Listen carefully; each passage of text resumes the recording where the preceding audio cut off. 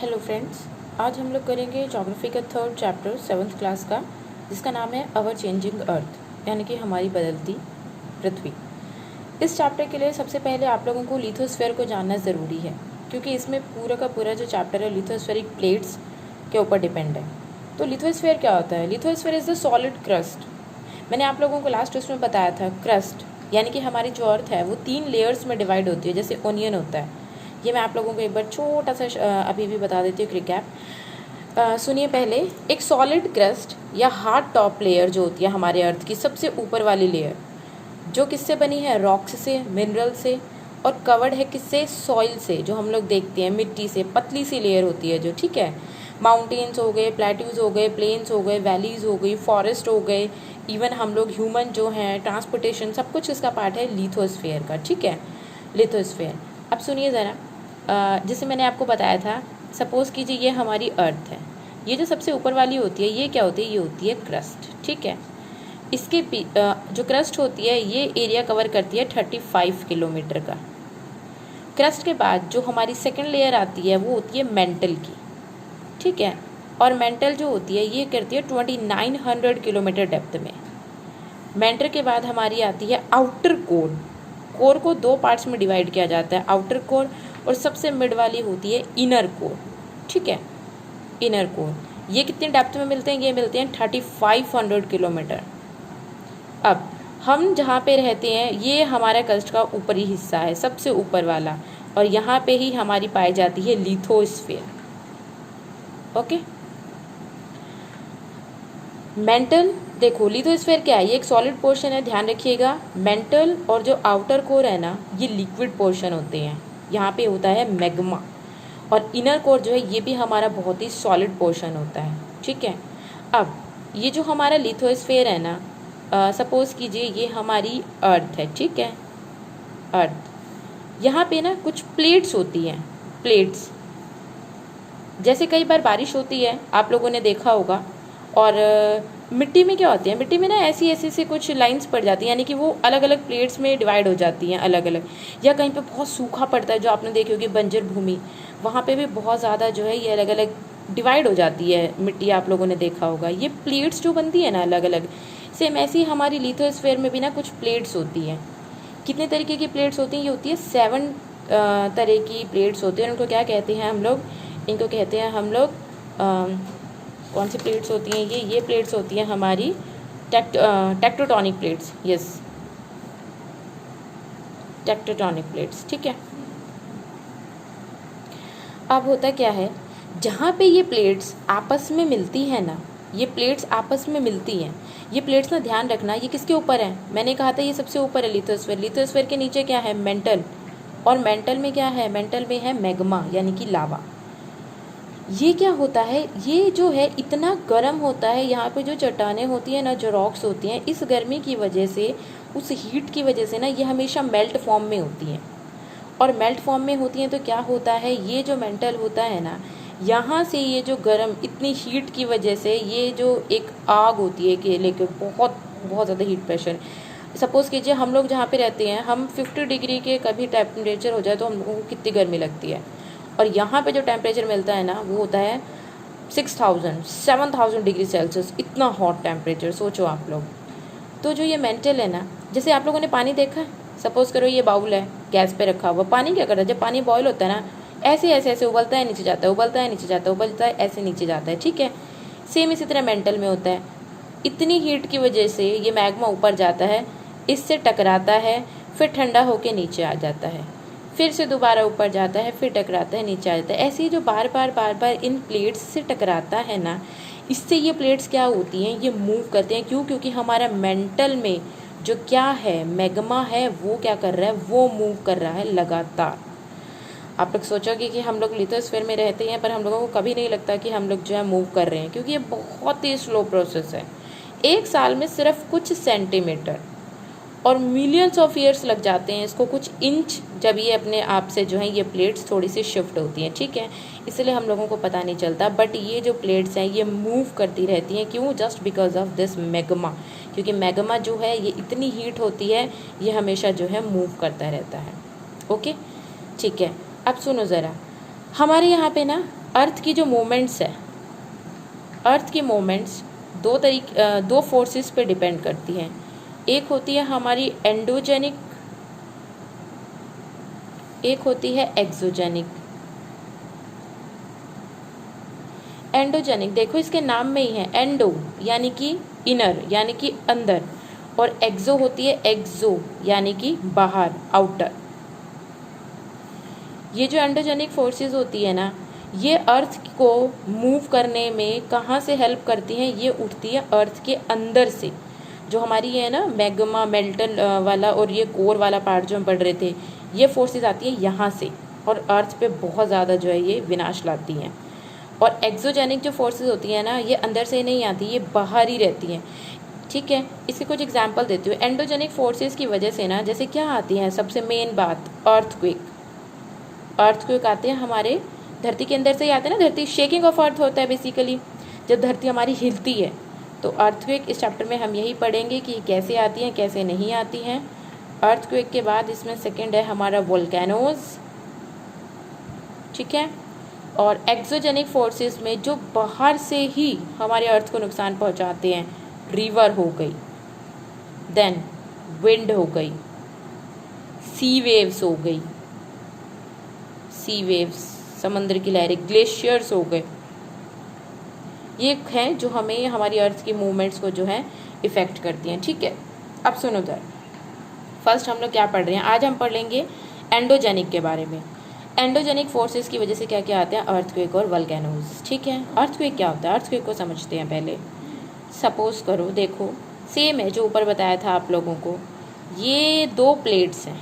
ठीक है, जो हमारी टेक्टोनिक प्लेट्स होती हैं, मैग्मा की वजह से ना ये जो प्लेट्स होती हैं ये आपस में फ्रिक्शन यानी कि आपस में जो है देखो ये ना हमेशा साथ होती हैं, ध्यान रखना, या अपोजिट होती हैं। जब ये एक दूसरे के पास आती हैं, एक दूसरे से टकराती हैं ना, जब ये, उस वजह से क्या होता है, बहुत ज़्यादा एनर्जी प्रोड्यूस होती है। ठीक है, ये जो एनर्जी प्रोड्यूस होती है ना, इस वजह से क्या होता है, और ये क्यों हो रही है, क्यों, जस्ट बिकॉज ऑफ हीट जो है, जो ये नीचे मैग्मा है, इसकी वजह से ये जब प्लेट्स आपस में एक दूसरे से टकराती हैं यानी कि एक दूसरे के ऊपर चढ़ती हैं, तो हमारी अर्थ क्या होगी, हिलेगी, और इससे क्या होता है, इससे हमारी क्या आती है, अर्थक्वेक। ठीक है, अर्थक्वेक। अब अर्थक्वेक ना जहाँ पे हम लोग देखते हैं ना धरती पे, जहाँ पे मेन अर्थक्वेक आता है, ठीक है, उसको क्या कहते हैं, ऊपर यानी कि सरफेस पे जो जहाँ पे आता है। जैसे सपोज कर हम लोग महाराष्ट्र में रह रहे हैं, तो वरण गाँव में अगर इसका केंद्र होता है तो इसको क्या कहते हैं, इसको कहते हैं हम लोग एपिसेंटर। ठीक है, और क्रस्ट के अंदर यानी कि हमारे पृथ्वी के अंदर जहाँ से ये क्रिएट होती हैं उसको कहते हैं फोकस।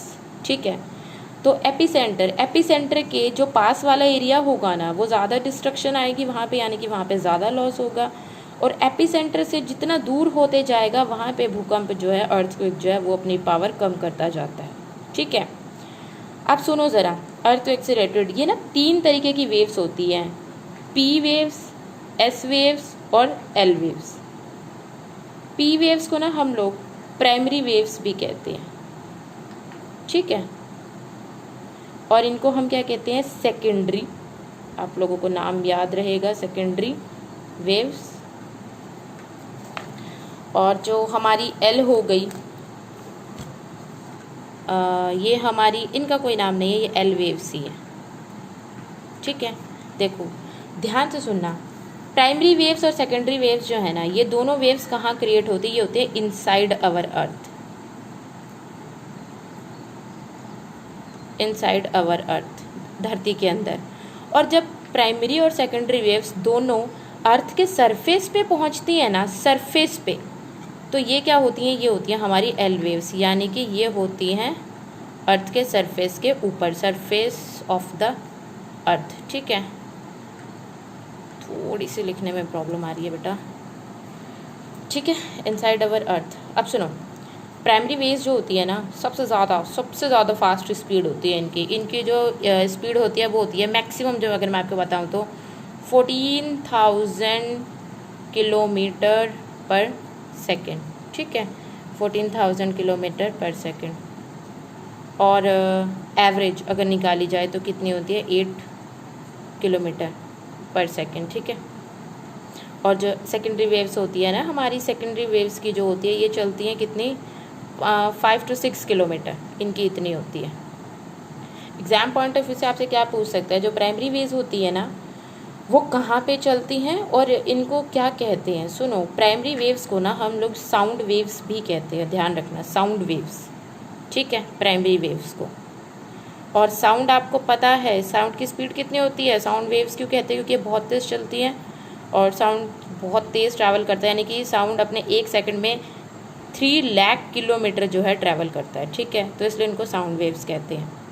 और जो सेकेंडरी वेव्स होती है ना, ये होती है हमारी लाइट वेव्स, जैसे लाइट होती है ना, लाइट ट्रैवल करती है, ये होती है लाइट वेव्स, ठीक है। दूसरी सबसे इम्पॉर्टेंट बात, जो हमारी प्राइमरी वेव्स है ना, ये वाटर में भी, यानी कि सॉलिड और लिक्विड दोनों में ही ट्रैवल कर सकती हैं, ध्यान रखना, ठीक है, यानी कि हमारे कोर में भी और मेंटल में भी। बट जो ये होती है हमारी सेकेंडरी वेव्स, ये सिर्फ और सिर्फ लिक्विड में ट्रैवल करती हैं, लिक्विड में, ध्यान रखना, ठीक है। ये तो हुई वेव्स। अब ये जो अर्थक्वेक होता है ना, इसको हम लोग जैसे हमारे को फीवर होता है तो हम लोग अपने आप को थर्मामीटर से मेज़र करते हैं ना, डिग्री सेल्सियस में आता है हम लोगों का फीवर, ऐसे ही अर्थक्वेक को जब हम लोग मेज़र करते हैं ना, तो उसका क्या है जिससे मेज़र करते हैं, उसको कहते हैं सिस्मोग्राफ, ठीक है, सिस्मोग्राफ। और ये किस में कैलकुलेट होता है, रिएक्टर स्केल पर, ध्यान रखना, रिएक्टर स्केल पर, ओके, ठीक है। अब सुनो ज़रा, कुछ भूकंप जो होते हैं वो सिर्फ और सिर्फ जिनकी जो, अच्छा, भूकंप के बिना ये होता है, कई बार आपने देखा होगा कुछ भूकंप जो होते हैं वो बहुत ज़्यादा क्या करते हैं, डिस्ट्रक्शंस करते हैं, ठीक है, और कुछ भूकंप जो होते हैं वो क्या करते हैं, डिस्ट्रक्शंस नहीं करते, ऐसा क्यों होता है, ठीक है। तो सुनो, इनकी ना जब अर्थ हम इसको नापते हैं सिस्मोग्राफ से, तो इनकी कुछ वो होती हैं पॉइंट्स में, जैसे हमारे डिग्री सेल्सियस होती हैं ऐसे ही।